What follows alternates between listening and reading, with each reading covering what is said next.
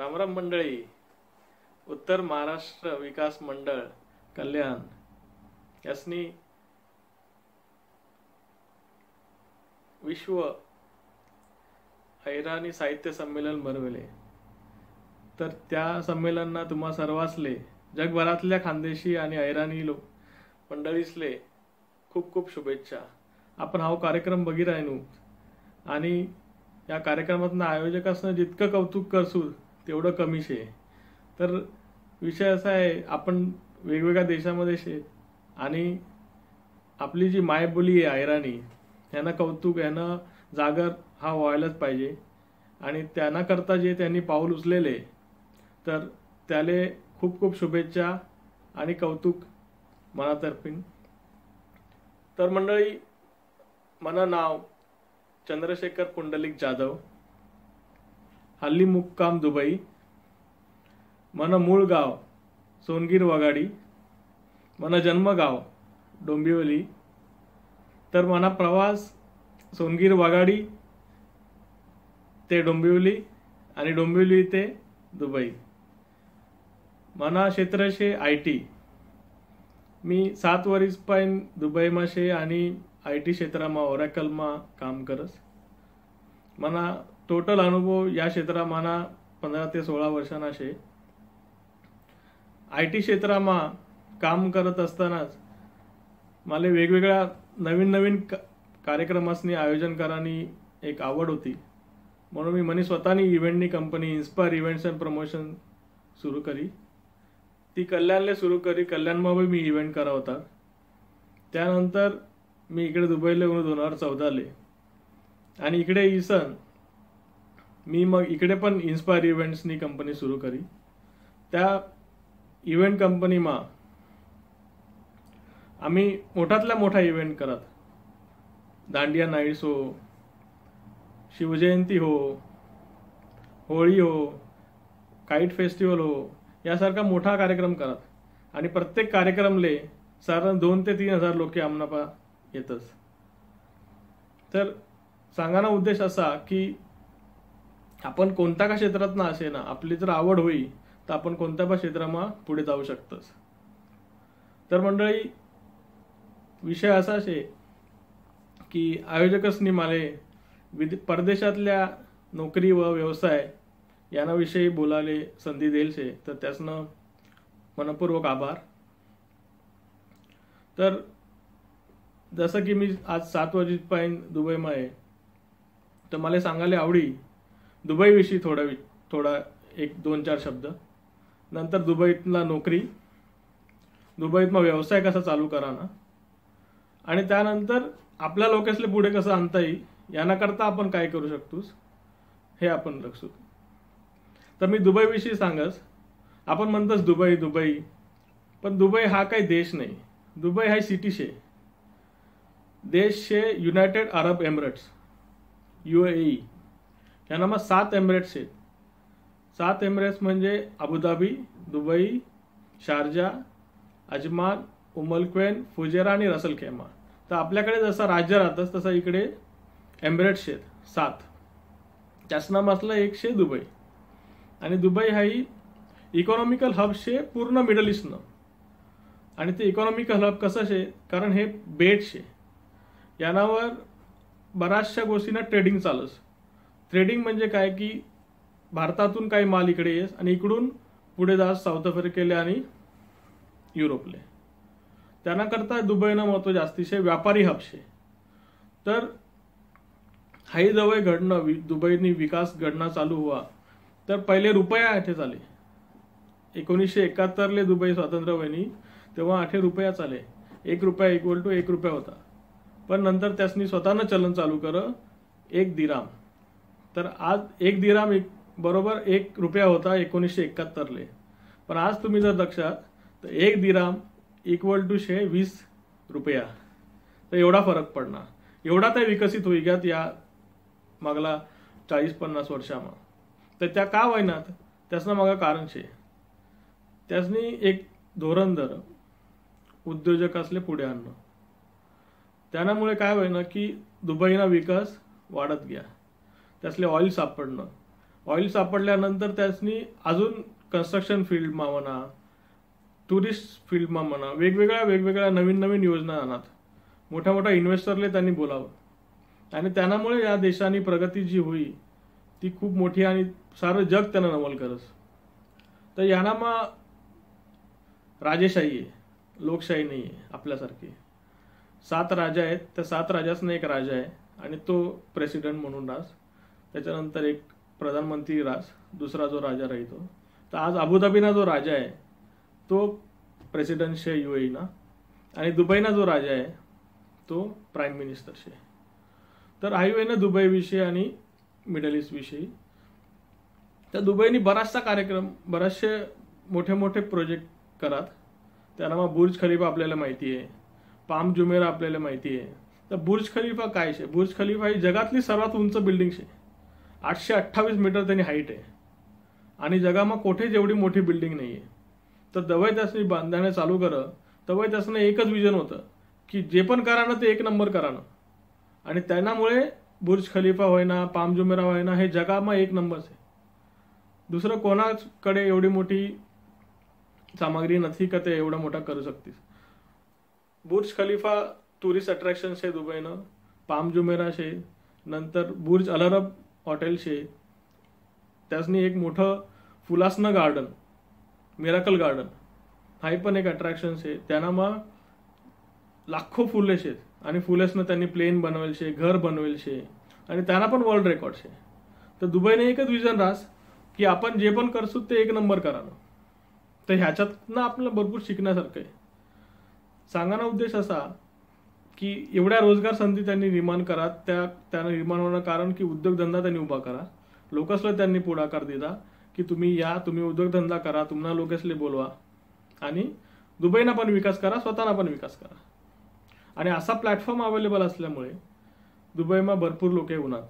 आपला लोक पहिलेपासून नाही म्हणे दुबई अकावर जावानं, कसं जावानं, कोण अशी ते, कसं खातं जातील, काय खातच होतील, काय जेवण करत होतील. जवळ मी उनू 7 वर्ष पहिले जवळ मला बी हाच क्वेश्चन होता. पण जवळ मी उनू देखो की आपलाच लोक शेत, सगळ्यात जास्ती मेजॉरिटी इंडियन लोकेसनी दुबईमा शे. जसे तुम्ही जाशात तसे इंडियन हॉटेल मिळी, खावानं, नंतर राहवानं व्यवस्थित सगळीकडे. तुम्हाला मित्रमंडळी पण इंडियन तुम्हाला मिळतील. आणि हाई करा. जवळ मी पुढे उनो, आणि माली जी आवड होती इव्हेंट क्षेत्रामध्ये, ते ना कुठचा मी रिसर्च करणं चालू करा. आणि रिसर्च करता मी मला सापडणं की हा आपण कसा करू शकतो, कोणता इव्हेंट आठे होतस, कोणता इव्हेंट नाही होतस, कोणता लोकेसले आपलं भेटणं पडी, कसं करणं पडी, कोणता परमिशन लेवानं पडते. आणि तसं करत मग मी इव्हेंटनी कंपनी स्थापन करी 2016ले. आणि त्यानंतर मग इव्हेंट मोठा इव्हेंट करा, दांडिया नाईट्स करा.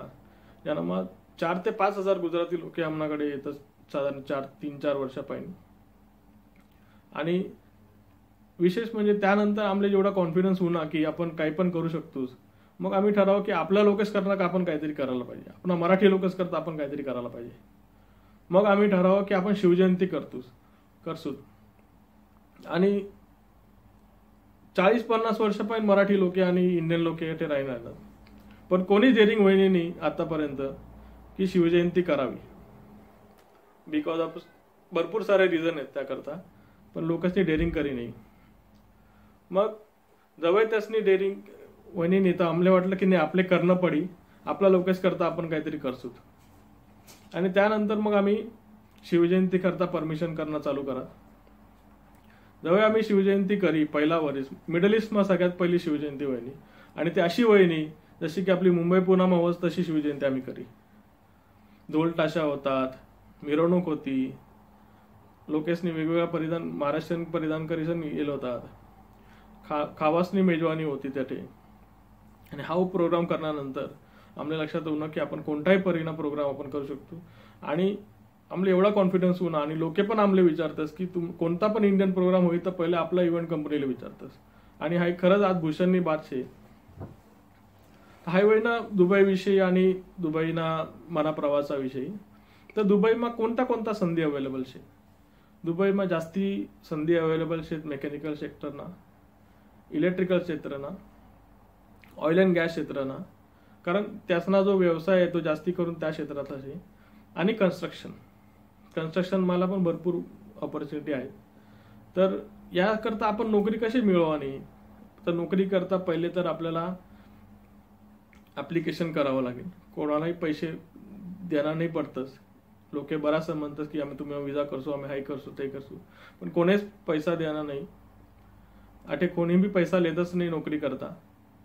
तर तुमले काय करणे, Naukri.com शे, Monster.com शे, अशा विविध साईट्सना जायसन दुबई मनात नोकरी काय काय शे तुम्हाला क्षेत्रातल्या त्या तुम्ही अप्लाय करा.